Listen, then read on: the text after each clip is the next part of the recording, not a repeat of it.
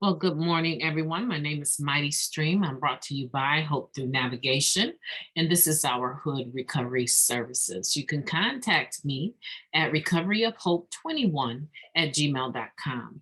I hope that you're doing well. I am moving steadily every day. I'm moving steadily into this process of accepting that my mother-in-law is not with us anymore. And I am striving, I'm truly striving to stay regulated, right? To stay in my routine, to stay in the process of recovery.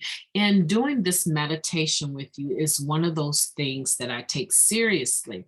I want to go ahead and get into the just for today. I'm excited to see what it says. I just pulled it up.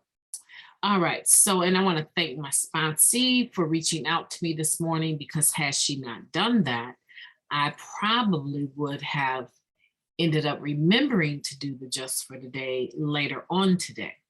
So I think connection with other people is very important. It helps us to stay focused.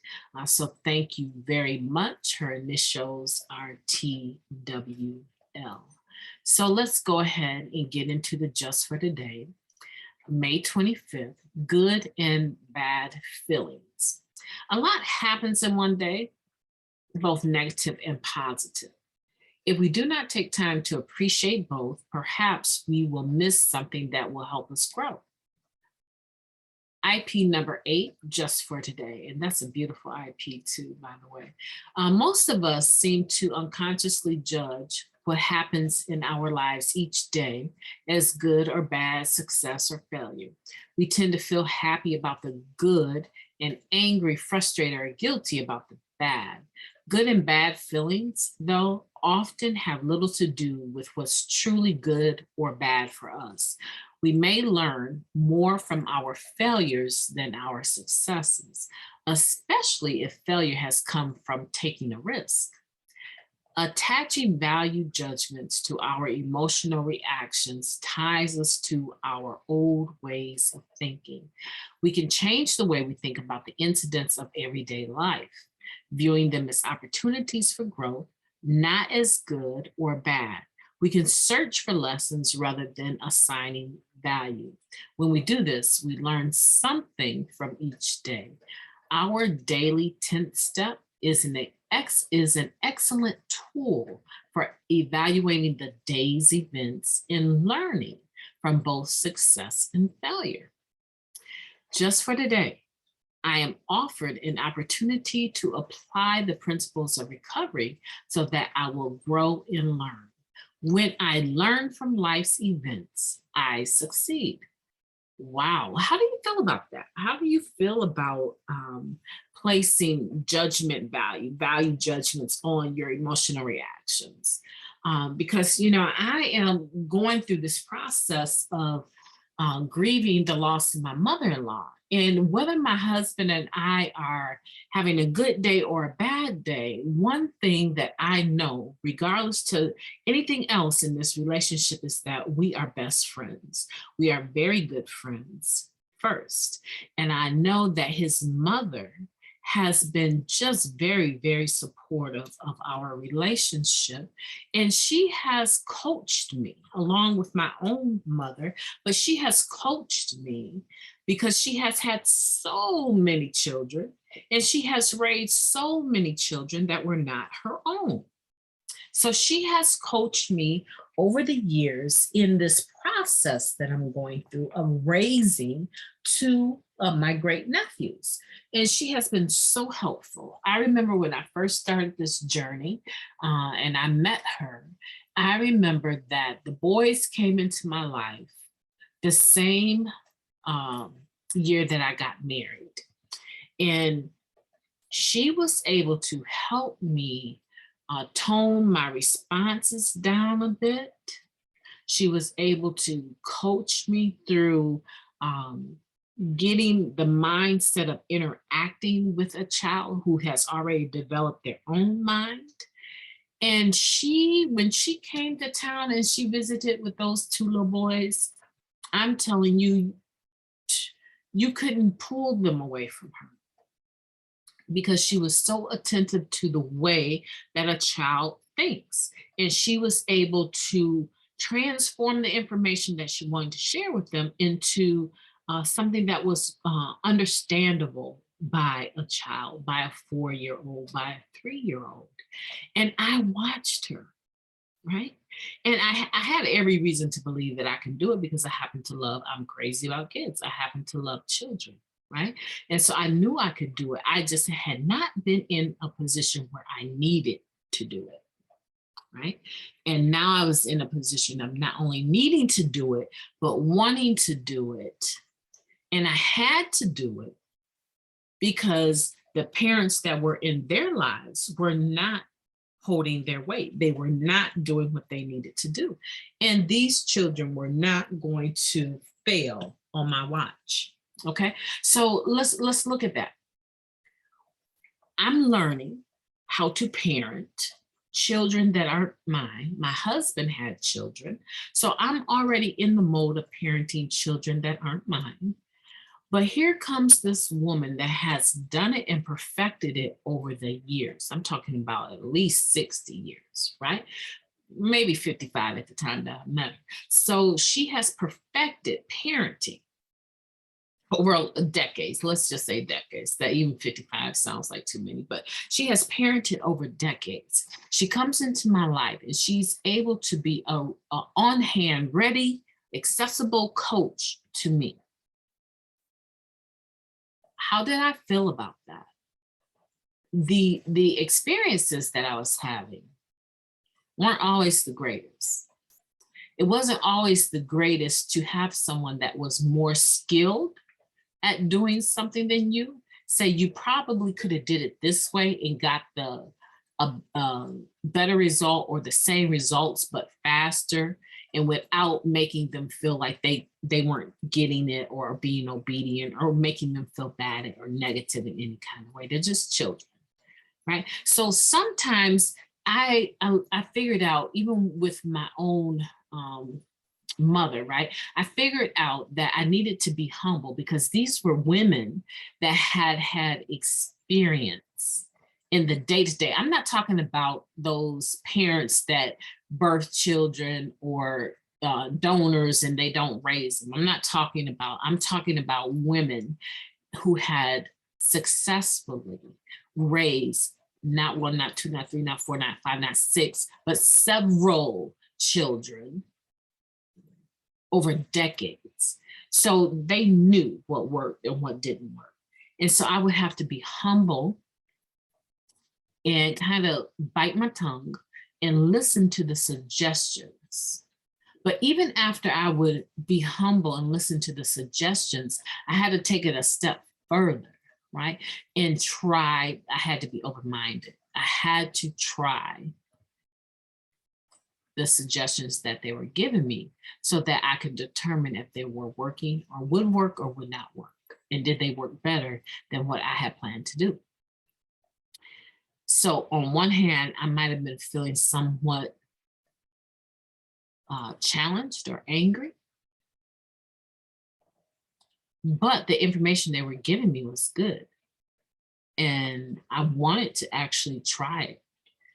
But the process of having someone acknowledge you or talk to you in a way that shows that they think maybe you didn't do something the right way or you could have done it better can be kind of upsetting, right? Constructive criticism. You have to posture yourself to receive it. So, but I still learn, right? Some of the things didn't work out, just like it says here, we may learn more from our failures than our successes, especially if the failure has come from taking a risk. So whether or not I feel good or bad about it doesn't necessarily mean that it was good or bad for me, right?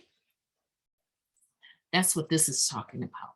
This is talking about attaching value judgments to our emotional reactions, right? This is so typical of us in recovery. It goes right back to the way that we used to think. And then when we attach good or bad to an emotion, a lot of times we need to use or choose to use a drug, a substance to try to change that feeling. But when we grow up in recovery and we realize that these are just feelings, just because it felt somewhat negative or bad, I can't even say bad, right? Because I'm not a person that I'm not basically a person that you can't talk to and make suggestions, right? It's more the tone of voice than what anybody can ever say to me, right? So I can't even say it was bad, but this feeling of wanting to humble myself so that I can listen to what they were suggesting and then be humble enough to try to at least give it a try, right? And then even be more humble in a spirit of gratitude if it actually worked, to go back and say thank you, right? So the tendency for us, though, is that we would just use behind that. I don't like how this is making me feel. It's making me feel stupid. I feel stupid. I feel ashamed. I feel judged. So let me try to change that by putting something on it. And when you come down from your high, you still even have even more stuff that you're going to feel stupid or dumb or challenged or, judged about, because now you probably have added, you have probably compacted other things, that you couldn't get done that you agreed to do because now you're in no shape to drive where you're going, or you're high, or you sleep, you're knocked out, passed out, right? So it's totally useless to try and attach value judgments to our emotional reactions. That ties us back to our old way of doing things. Whereas now, today, in recovery, we say feelings are feelings, but they're not reality, right? You're feeling like when I wake up and I work out, I'm feeling like I just need a little bit more sleep and but I get up and do it because eventually my muscle memory will just pop me out of bed and I would go to working out. I'm doing this, mind you. I just started this project with individuals working out, right? So there's about 15 in the group, and there's only really, there's very few that are actually showing up in the group and they're actually working out because it's the beginning. It's hard. You say you want to do it and you need the encouragement, but you also have that resistance in the beginning. And then boom, my mother-in-law is dead, right? She's gone. And my mind is like, well, you know what? They haven't really been participating. There's only like 2 people really participating out of the 15 besides you. You started the group. You can end the group. You can deal with this depression, dealing with your grieving your mother-in-law. You don't owe anybody any explanations about how you're feeling or doing, or if you work out or don't work out. You're a grown woman. Stand all 10 and cancel that group. But no, I cannot just walk away. Like I can't do that. I cannot do that because I know that at the end of May, or in June sometime, 2 weeks into June, if I stop now just because my feelings are sad right now over losing my mother-in-law, I know for a fact that eventually I am going to come out of this depression and I am going to look back on the period of depression and been like, you could have been like so much more healthy a whole month later, but you dropped the ball because you were wrapped up in your emotions. Knowing goodness well, she was ready to go. She was crying out to God to take me out. I don't want to continue to live like this. This is not who I am. I am so unhealthy right now. I can't do anything. I can't do any of the things I love to do. And everyone has to do everything. I don't want to be here anymore. She was ready to go 2 years ago. So how can I not rejoice for her? Even though in the physical, I'm very saddened, mostly because I'm watching my husband and his younger brother deal with this.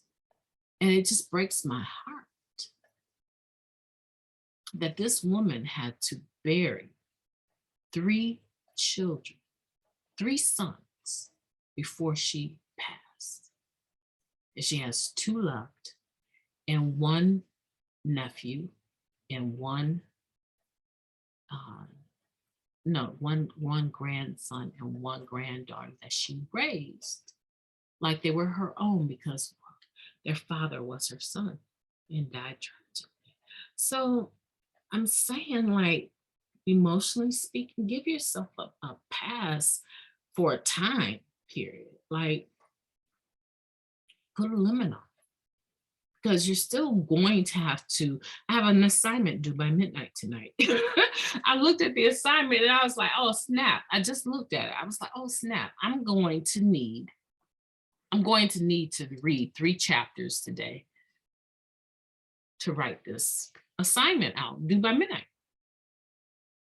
And then I have all this homework due, getting ready to be an intern. And that's due by the 30th. Life is going to continue to happen. It is not going to stop because of what you're going through. The only thing that usually stops is when we decide to sit back and relax, get high, be irresponsible, right? Us showing up stops, but eventually you're going to have to show up. And when you show up, you're going to have even more to try and explain away because people were expecting you to do your part. Now, I have the most wonderful boss in the world, right?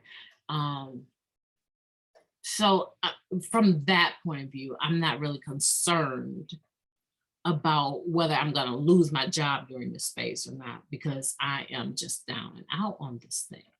I know that there's this leave of absence for family issues, right? So I'm not stressing on that. But still, when I come in here and I say I'm brought to you by, I'm still clocking in my mind. There's some things I can do. There's some things I can absolutely do, even from home or the highway or from anywhere in the world. I can still participate in my recovery and my employment without always having to be physically present. And I've done that all along, just like me waking up and working out and reporting into the messenger group what I'm doing to be healthy, right? Because I know eventually I'm going to come out of this and I'm not going to want to look back and be like, you just blew a whole nother month off. It's already July and you're still as unfit as you were in April, right? No. So I want to encourage you today. My challenge to you today is there's something that you were supposed to be doing and you stopped. You stopped because of how you were feeling about something else, or maybe even it. I want to challenge you. If you know in your heart that that was something that God gave you to do, and it's something that you're eventually going to have to do because it's like an assignment for you, right? It's your call, it's your recovery thing, whatever that is. I want to challenge you today to go back to it.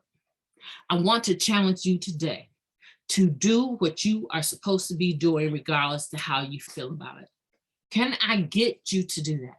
Can I get you to do what you are supposed to be doing, regardless to how you feel about it? Because I guarantee you that if you do what you're supposed to be doing, regardless to how you feel about it, when you get to the destination, right? When you get to where you're trying to go, you're going to look back and you're going to be like, I am so glad I didn't let a divorce. I'm so glad I didn't let depression. I am so glad I did not let grief or losing a loved one stop me in my tracks.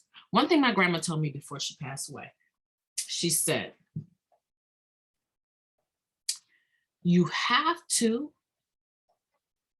take the first step When you take the first step, instinct will cause you to take the second step. You cannot make tracks standing still. You have to move. Take the first step. When you get to the first step, imagine yourself moving your right foot out.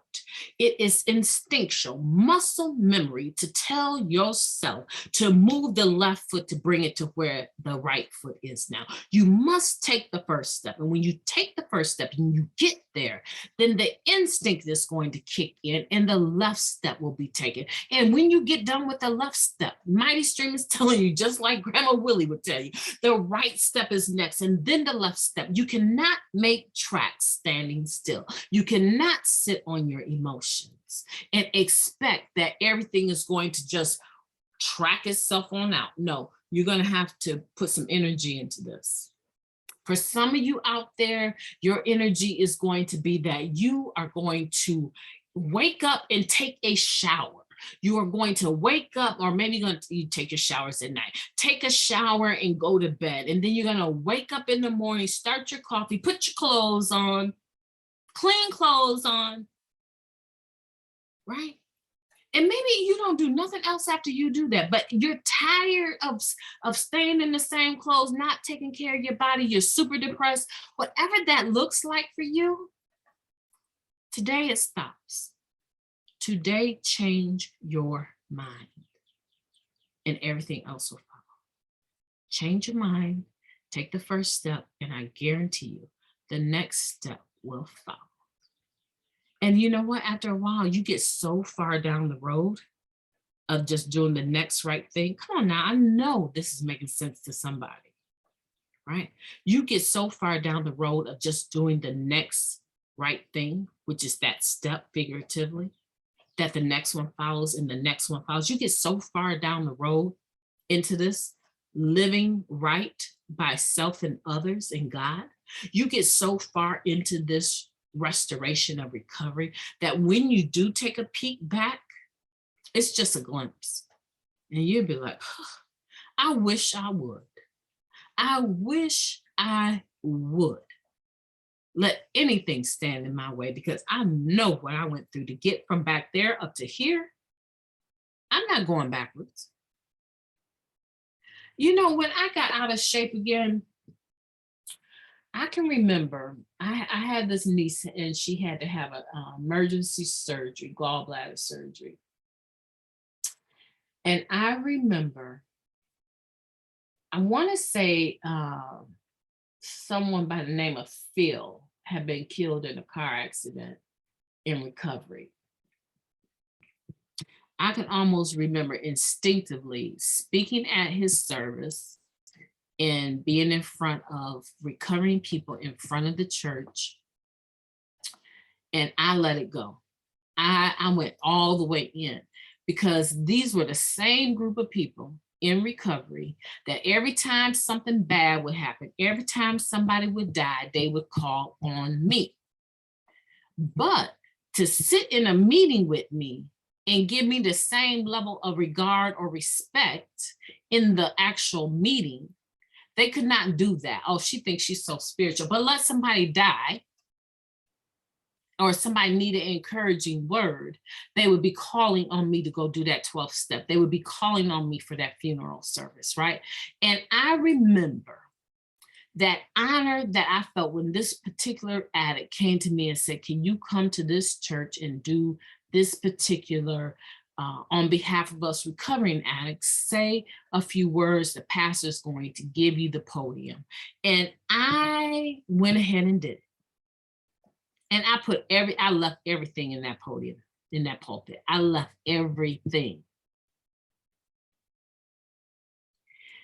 And I remember when I left. I remember when I left. And I remember feeling that this was going to cause a division between me and them even deeper. Because some people won't celebrate you. They will only acknowledge you after you're dead. They will not celebrate you. And I remember going into a depression, feeling that I had just lost.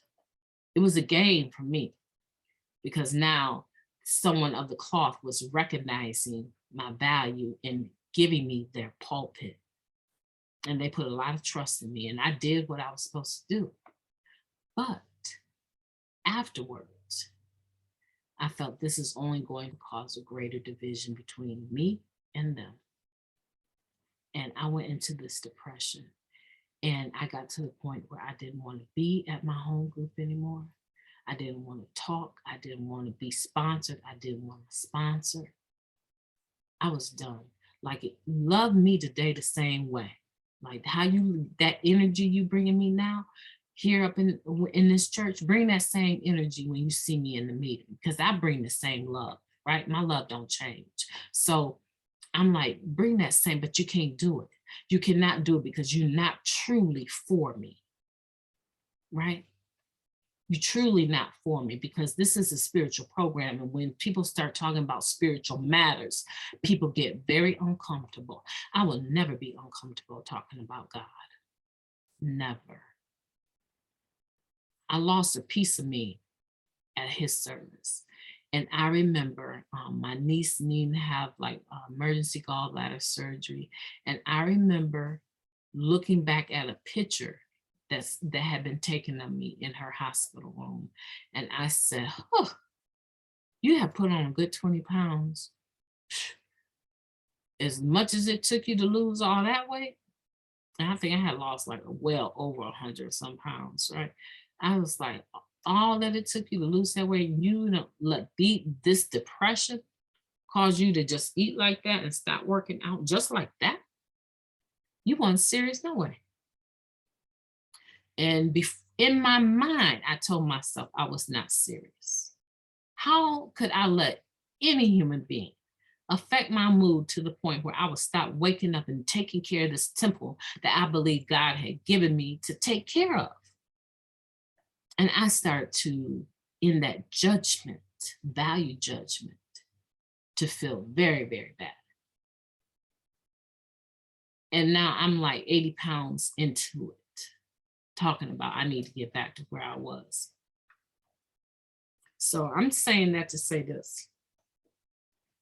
If you don't check your mood, you don't check your emotions, you don't check your feelings and check them now, then that lower destructive power that the basic text talks about has gained on you. It is still doing, our disease of addiction is mental and spiritual and physical. It is still doing push-ups even though you're not using drugs. But if you do not put enough inertia against that, enough force against it to check it at least, if you let it go without checking it, it will have today, it will have tomorrow, and it will have the next day. And you will find yourself all the way into the middle of the summer trying to figure out how did you get so far away from your goal, from your dream, from your call, from your vision. I'm telling you, I am speaking from my own experience. Just for today, check it. Check that emotion. You got to check it and tell that emotion, you know what? I'm acknowledging that I'm feeling pretty bad, but you don't run this. You do not run this. My recovery self and me and my higher power, we run this. And you consider yourself checked, because you will not go any further than you have already gone, and take life by charge. My name is MightyStream, and I look forward to talking to you tomorrow.